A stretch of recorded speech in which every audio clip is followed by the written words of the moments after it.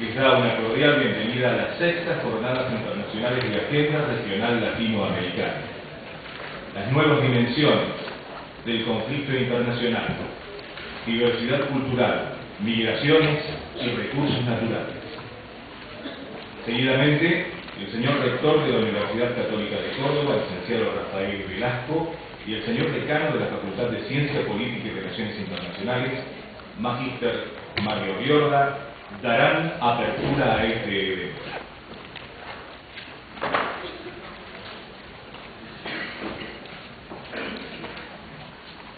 Buenos días a los alumnos y alumnas y a todos los docentes y autoridades que están hoy presentes para la apertura de esta jornada de agenda regional, donde vamos a entregar también el título de profesor honoris causa al doctor Ismael Crespo, a quien agradecemos su trabajo en la universidad y como enlace también con la Universidad de Murcia y con el Instituto de Gasset. Voy a hacer unas breves reflexiones, por cierto, desde otro ámbito que no es la politología, que enmarcan estas jornadas regionales. Vivimos en un mundo pluricultural y plurireligioso.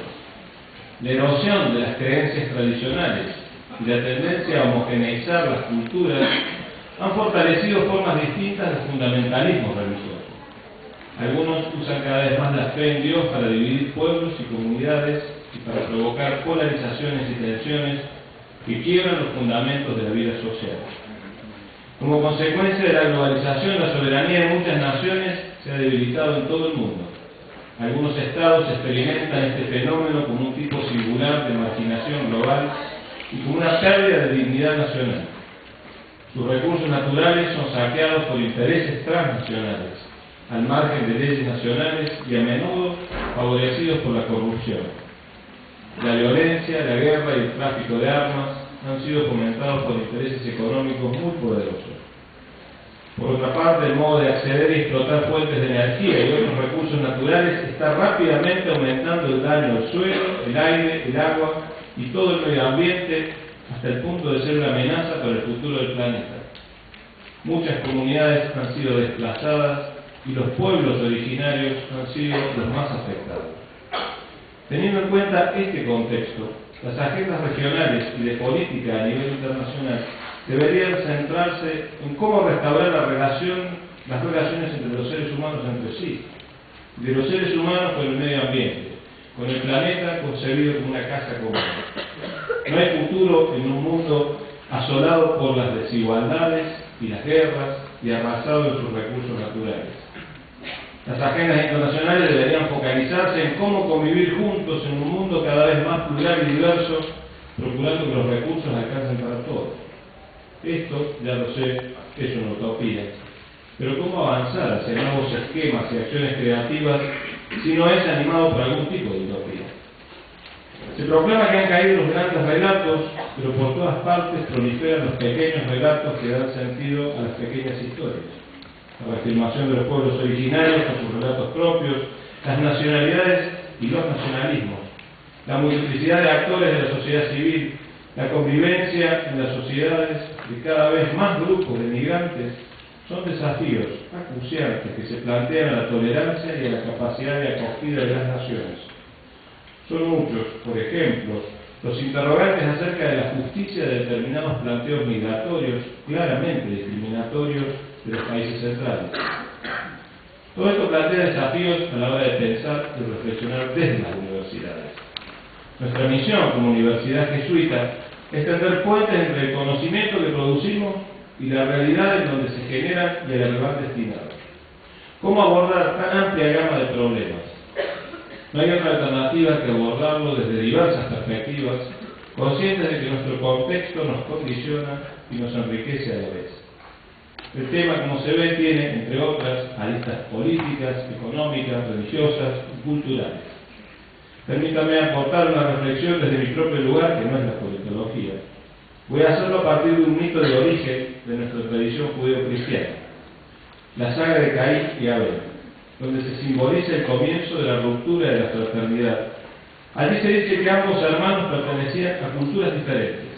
Caín era labrador, es decir, que pertenecía a una cultura sedentaria que dio origen a las ciudades, Y Abel era pastor, es decir, nómada, en la periferia de las ciudades, por lo tanto más desprotegido y más vulnerable a la intemperie. Ambos representan dos visiones del mundo, dos culturas. Ambos, dice el texto, ofrecen su culto a Dios. Cada uno ofrece un culto diferente. Ofrece lo que tiene. Caín ofrece el fruto de la tierra y el otro el fruto del ganado. Y Dios ve con agrado el fruto del más débil, el culto del más débil, Abel, pero no rechaza a Caín. Esto provoca la ira y el disgusto de Caín, que comienza a mirar mal al que tiene otra cultura y otro culto. Y eso se transforma en odio, en descalificación y luego en violencia que lleva a la muerte. La sangre de Abel, de este mito primitivo, recuerda a la humanidad que desde el principio está en el ser humano la incapacidad de aceptar al que tiene diversa cultura, es decir, diverso modo de ganarse la vida, de celebrar, de vivir, diversas ideas políticas, y también diverso culto, es decir, diversa manera de relacionarse con lo trascendente. Nos es difícil convivir con los más débiles en la sociedad, con las minorías, los diferentes, los que piensan distinto. En vez de cuidar unos de otros, el otro, el diferente, se transforma en una amenaza y no pocas veces en un enemigo. El trato vejatorio que suelen sufrir los emigrantes y las minorías étnicas en los países centrales y también en nuestra sociedad, no nos engañemos, da sobradamente razón del mito. Emmanuel Levinas dice, comentando el texto de Caín y Abel, que la pregunta de Dios, ¿dónde está tu hermano?, revela cuál es el pensamiento de Dios respecto de la humanidad. Los seres humanos estamos llamados a responder unos por otros. Caín debe responder, es decir, debe ser capaz de ponerse en el lugar del otro, de su hermano, haciéndose consciente de que no es solo en el mundo, sino con otro, y que es interpelado a ponerse en el lugar del otro. Esto es una actitud ética. Así ve Dios a la humanidad, unos haciéndonos cargo del lugar del otro, comprendiéndonos desde la fraternidad. Dios no concibe al ser humano solitario, sino como ser humano. Ante la pregunta ética por el otro, ¿qué hacer con el otro que adviene, con el migrante, con el débil, con el diferente? La respuesta de Caín, ¿acaso yo soy el guardián de mi hermano?, es meramente gnoseológica. Él afirma, yo soy yo y mi hermano es mi hermano, no tengo nada que ver con él, somos distintos, por lo tanto cada uno responde solo por sí mismo. Cada uno hace su vida, atiende a su propio juego y se las arregla como puede. Mi cultura es mi cultura y no tengo nada que hacer con la del otro, y así es como el hombre se concibe a sí mismo frente a su hermano. El mito señala crudamente que el designio de Dios respecto del ser humano no es el mismo que el ser humano tiene sobre sí mismo. En la figura de Caín se da la negación de la posibilidad de construcción de fraternidad, de un destino común, de una sociedad en la que haya lugar para la diversidad cultural y cultural, una sociedad que integra las minorías étnicas, religiosas y de género. Dice también el relato bíblico que luego de ser expulsado, lejos de la presencia de Dios, Caín funda una ciudad. Es decir, que Caín crea un espacio común, una polis, un lugar para hacer política. Es el lugar donde los seres humanos deben vivir juntos en la ciudad, bajo reglas comunes. Podría leerse en esto como un intento de reparar la fraternidad que él mismo rompió. Lo llamativo es que la ciudad que funda Caín le pone el mismo nombre que su hijo. La ciudad se llama Enoc, que etimológicamente significa educación, término relacionado con otro término religioso que es dedicación. Pareciera que con el tiempo Caín comprende que el remedio a la violencia y a la intolerancia es el estudio, la educación y la dedicación.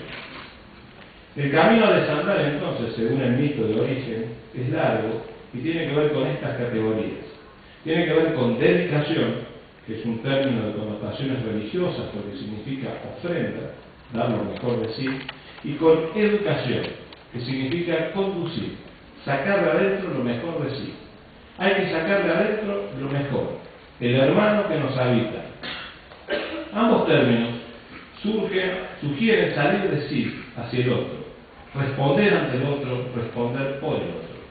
Una sociedad se construye con gente que sale al encuentro del otro, gente dedicada, que estudia, se esfuerza y que responde en particular por los más débiles de la sociedad. En este contexto no es aventurado decir, que la búsqueda de caminos para incorporar la diversidad en las agendas políticas locales, regionales e internacionales